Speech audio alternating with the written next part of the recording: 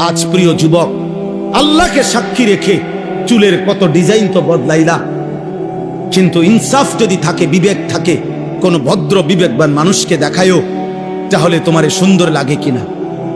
তোমার এই নারী ছবি, তোমার এই জিনা ব্যভিচারের দৃশ্য, তোমার এই গান বাদ্য, তোমার এই বন্ধুদের অসৎ আড্ডা, ফুর্তি, চিৎকার, হই হুল্লুর, পার্ক, রেস্তোরাঁ, মোটর সাইকেলের ঘোরাঘুরি, তোমার এই বন্ধুদের আশার আড্ডা, আর এই উচ্চ কণ্ঠের অনর্থক কথাবার্তার এই গুনাহ, আর রাত্রি জেগে অশ্লীল উলঙ্গ ছবি দেখা, নারী দেখা, নারীর নাচ, নারীর কথা, নারীর গান, অসভ্যতা দেখা, তুমি ইনসাফ যদি থাকে, আমি বন্ধু শেষ কথা বললাম, তোমাদের অসংখ্য ছেলের চেহারার মধ্যে একজন মুমিনের যে সৌন্দর্য, মুসলমান যুবকের, কিশোরের যে সৌন্দর্য, এমন সৌন্দর্য বহু আগেই চলে গেছে।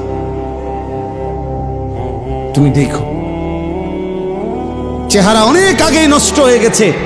16 বছর 18 বছর বয়সী সন্তান এত সাফা ভাঙ্গা, এতটা চাফা ভিতরে, এতটা শুকনা থাকার কথা না, আরো নাদুস নুদুস থাকার কথা।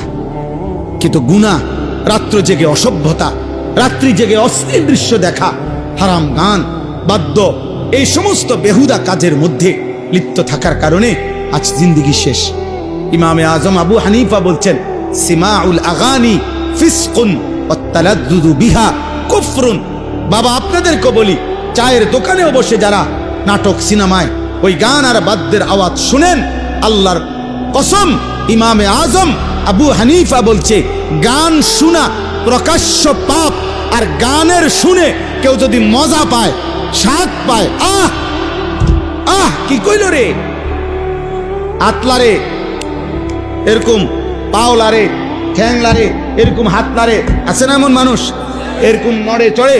আল ইমামে আজম আবু হানিফা বলেন, গান শুনে কেউ যদি এরকম মজা পায়, স্বাদ পায়, কুফরুন, এটা কুফরি, এটা কুফরি, এটা কুফরি।